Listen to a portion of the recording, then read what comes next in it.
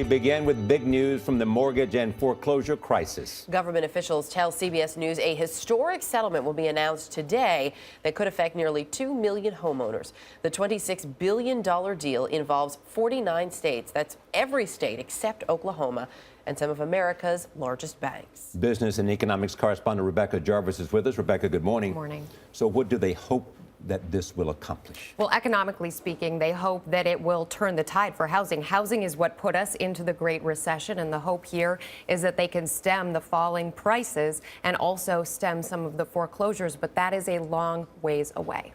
Who qualifies? So ultimately, you have two different groups that this is targeting. First of all, it's targeting the underwater homeowners, people who have homes that are less in value than the cost of their mortgage. Those individuals, about 1 million of them, will see principal reduction as a result of this deal. So they will actually see their principal come down if they happen to have a loan that is owned by those 5 biggest banks. If it's owned by Fannie or Freddie, and about half the mortgages in this country are, you're not going to be eligible for this deal.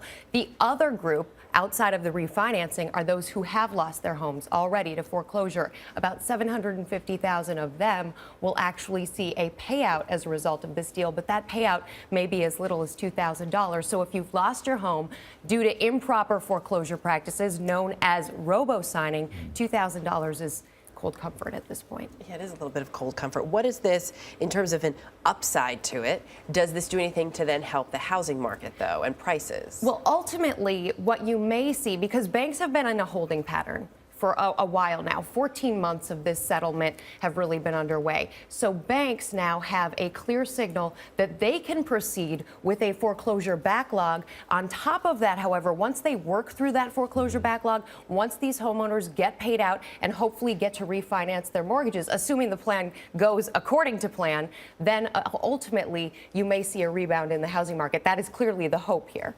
What's in it for the banks? The banks get out of lawsuits. They get out of lawsuits in a narrowly defined sense. They get out of lawsuits surrounding the robo-signing practices, and those are the practices where they evicted homeowners without going through the proper paperwork. And that a lot of analysts are telling me that's a big reason why they signed on to this settlement, because they thought they could actually be facing multiples of billions of dollars in lawsuits down the road for those practices. All right, Becky, thanks.